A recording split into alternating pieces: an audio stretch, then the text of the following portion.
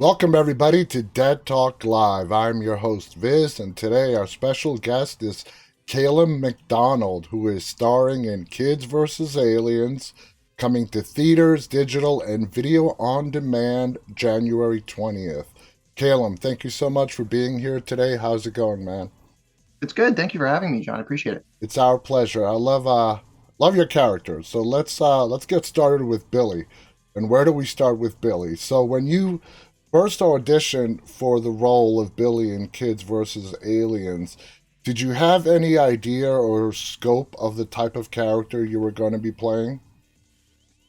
Yeah, before I officially signed on to do the role, Jason sent me the script and I took a read through before I ended up meeting with him and confirming to do the role. But yeah, I knew what was in store and I had a meeting with Jason before we actually started shooting and we fully talked about it. We got into the role and we got talking about Billy and then, Nova Scotian stuff and a bunch of other stuff. But yeah, I was fully aware of kind of what I was getting into.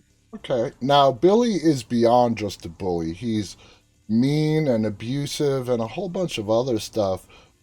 As an actor, what kind of a backstory did you build for your character to help you get into that mindset?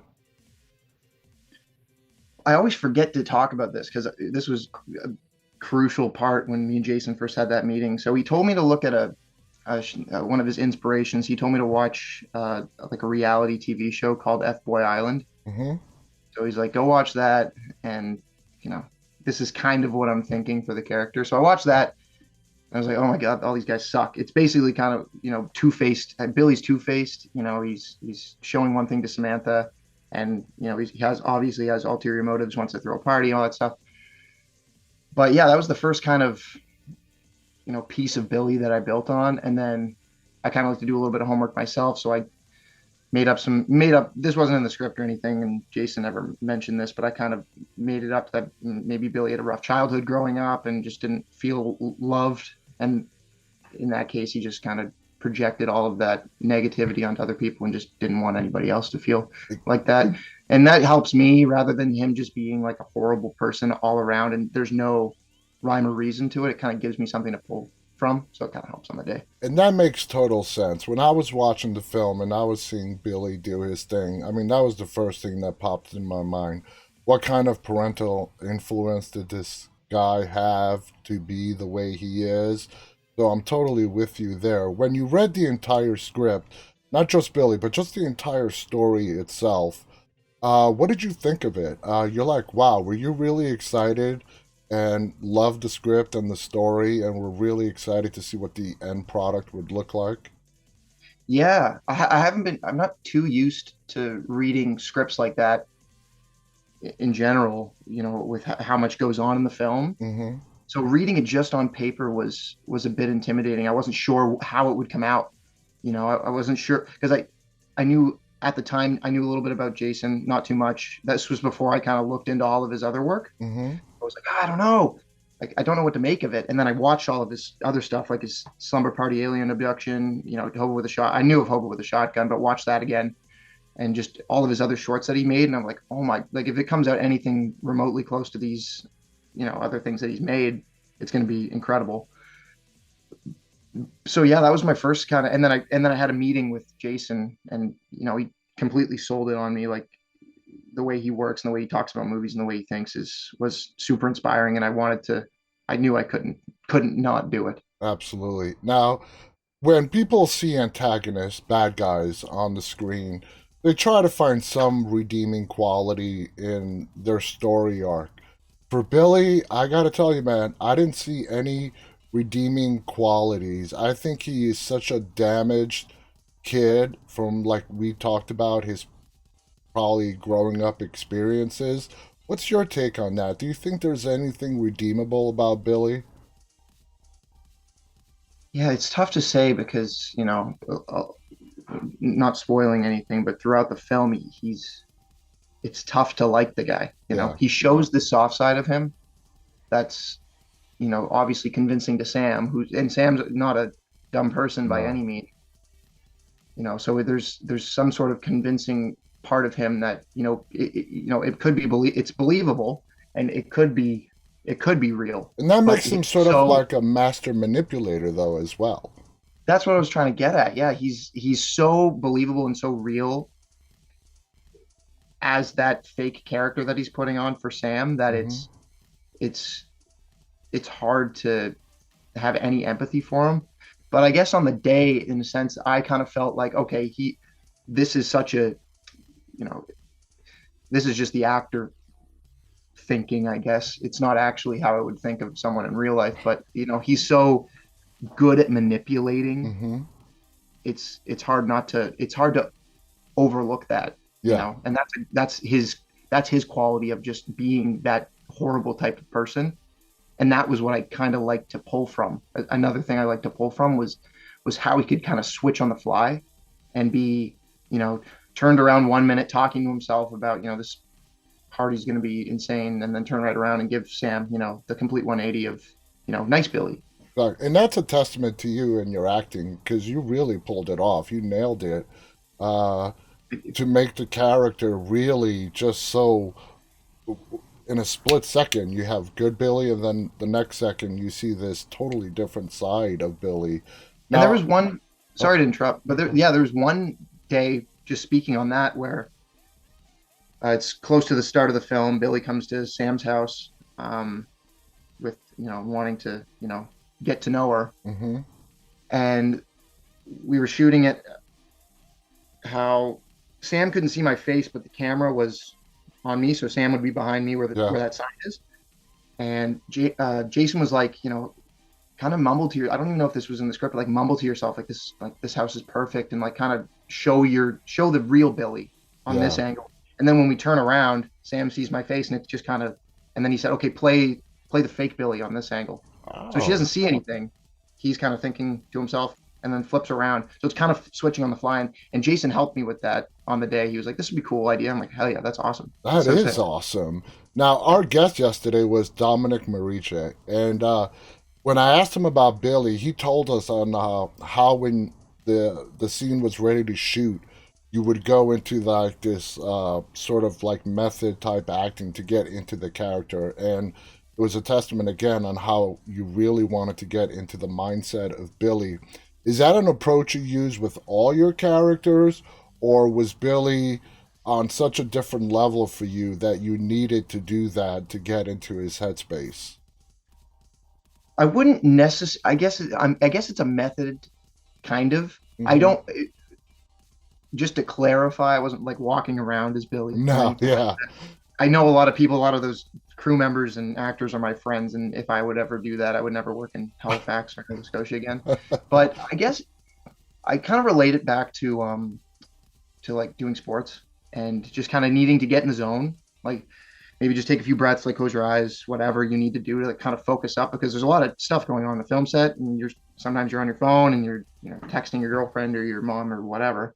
So it's nice to just take a few seconds and just shut off and just it's kind of like meditative a little bit. Yeah, yeah. Just kind of like shut things down, shut things off and slow things down, and just kind of get in the zone, get in the moment. Okay. But yeah, I use that usually for the characters that I'm doing if I'm feeling, a bit anxious or a bit, unfocused, just kind of just take a few minutes. But for Billy, I felt like I did that a lot because there's so many intense scenes where I Hmm. needed to be, projecting a lot of whatever the emotion was. I needed to project a lot. And that just kind of helped me either calm down or hype myself up, just jump in place for a sec, shake it off, get the Absolutely. heart pumping a little bit. Yeah. Now, a lot of actors love playing the antagonist, the bad guy. Did you have a lot of experience prior playing a bad, person, backstabber, let's say? Or was this really the first really bad role that you've had? And you try to have some fun with it. So, try to have some fun in being the bad guy. Yeah. No, I think this is the first I played like bad characters in the past, but they're not like nothing like Billy, Nothing like not Billy. abusive, not um evil. But no, this was the first time that I've played someone like this, and it was really fun. It was super fun. I remember and after we screened it in Halifax a couple months ago, and I was walking. movie ended and I was walking down. I got booed a little bit. All these people were from Halifax. I knew half of them. But like there's a little bit of a boo, and I'm like, oh, that's kind of cool. Like That people means you hated it did your so job much. correctly. Yeah, yeah. That's also cool. That it would be cool to be the hero in that in Yeah. some cases too, because then maybe you'd get a woo or something from, or people would be, happy to see you rather than like, oh, it's that guy. I hated him for an hour, 15 minutes. But no, it was a really really fun experience because I could kind of yell at kids for 3 minutes, 4 minutes, however long the scene was, and then they'd yell cut, and we can just kind of hang out and fool around and Be just go friends. back to normal. Yeah. When you were having your conversations with Jason before production started, was he very open to any ideas that you wanted to bring to the character of Billy? Yeah, I think he wanted that. I think he wanted, and he mentioned this a lot of like, I'm a lot older than you guys are. If there's anything in the script that doesn't feel real or doesn't feel right for kids nowadays or for teenagers, whatever, bring it up to me either before production, just table read Hmm. on set, bring up like what notes you have. If you feel like anything's off, like let me know, which is like awesome. He's such a good collaborator, and it Yeah. felt so nice to have that sort of freedom because on the opposite end of that, there's filmmakers and screenwriters who would, you know, what's It's what's on the their page way on or the highway. yeah, which is fine. I mean, that's whoever said it is that's up to them. But for Yeah. this, it was so nice as an actor to just be able to go and play and have fun And, and just and have it bring my own ideas to the table and not feel anxious about it. and have it just be a collaborative experience. Now, without giving away any spoilers, there is this really intense scene with Billy where he sort of crosses the line in what he does. We're not going to say what it is, we're not giving away any spoilers, but my question to you is, do you think that is just Billy's personality coming out, or is it Billy fearing for his own life, and that's what causes him to do what he does?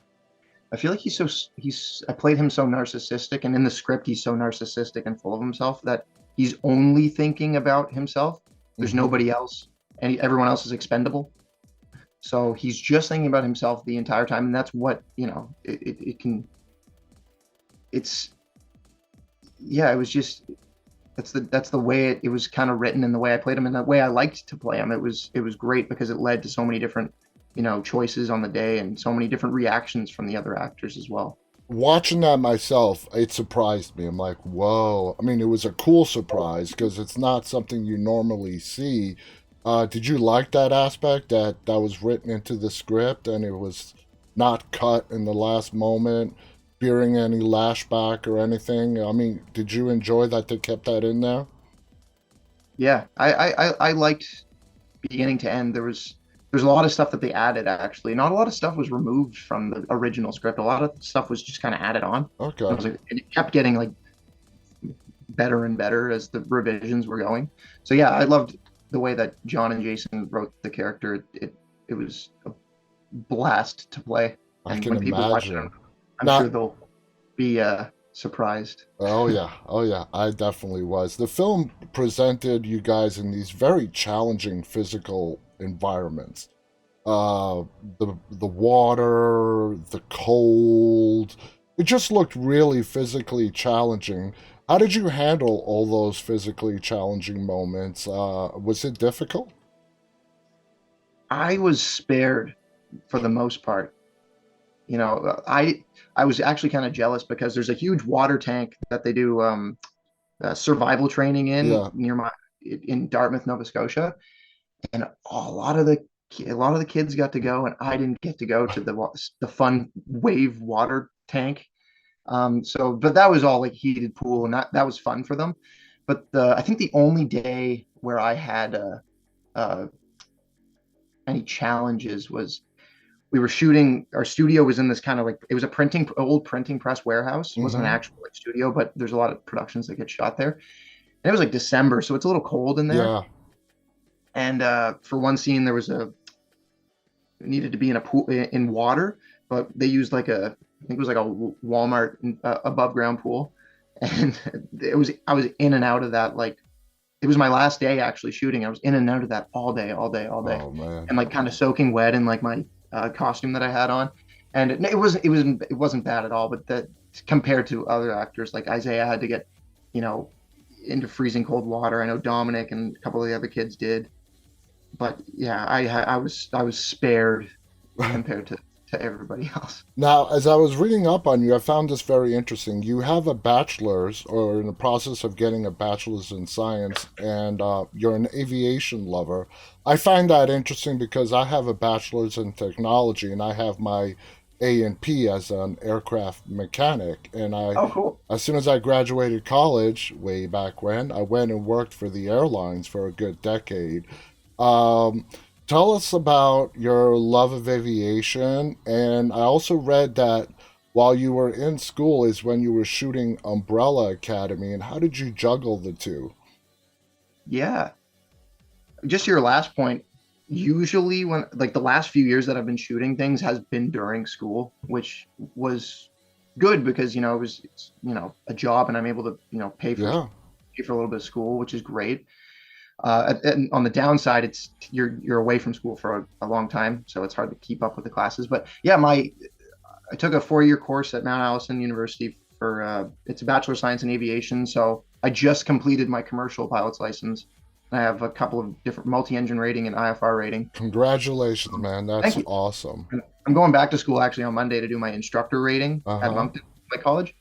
But yeah, I for some reason it was just in me. I just wanted to fly planes. I think I did a career project in like grade 6 and put it all on a big Bristol board and said I want to be a pilot and just put a bunch of stuff on it. Grade Yeah. six would.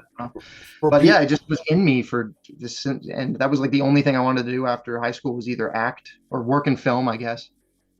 Acting prior it was my priority, but working in film and being a pilot. Absolutely. And for people who just have a passion for aviation like we do, it's hard to put into words. For me, I always loved aircraft, and it just came a time in my senior year in high school where my guidance counselor asked me, "What do you want to do with your life?" And I go to her, "I really love airplanes." And luckily, there was a college in New York City that, was a real college. I got my bachelor's in technology, and as you're getting your bachelor's, you're trained to get your mechanics A and P. I got my FCC license. My specialty was in avionics, Cool. so that will always be a part of me. Even though I have not touched an airplane in over 15 years, my love for aviation, so I totally get it. And congratulations on getting your IFR and all your ratings. And Thank you. Yeah. do you want to pursue that further? I mean, I know you said acting is your top choice, but I mean, look at John Travolta as an example. He's a pilot. I think he owns his own 727, and he Yeah, he's flies got a whenever. bunch of ratings. Yeah. Yeah, is that what you want to become? I mean, pursue acting, but also do aviation as well. Yeah, I'd love to do both if I could, I'm pursuing, like I said, an instructor rating. So hopefully in the downtimes of filming, usually around the winter time, like we're in now, there's a little bit of a break around the holidays. Yeah, And I'd love to, fill that time up with some sort of aviation job, instructing it if that's what comes along. yeah. But in a perfect world, I'd be able to do both and keep both dreams alive, I guess. You can do both. And, Caleb, I want to thank you so much. Guys, the movie is called Kids vs. Aliens. It's coming out to theaters, digital, and video on demand January 20th. This is not a family movie, so don't get fooled by the title. It's a horror movie. It has some light moments, and it's light with the dialogue with Caleb and Dominic and the back and forth between the kids and everybody. It's a great film. It has a little bit of everything. So make sure to check it out. I want to thank our guest again, Caleb, and thank our audience, those of you who are tuning in live and those who will be watching later on. On behalf of Calem MacDonald and myself, stay safe and stay walking. Bye, everybody. Yeah.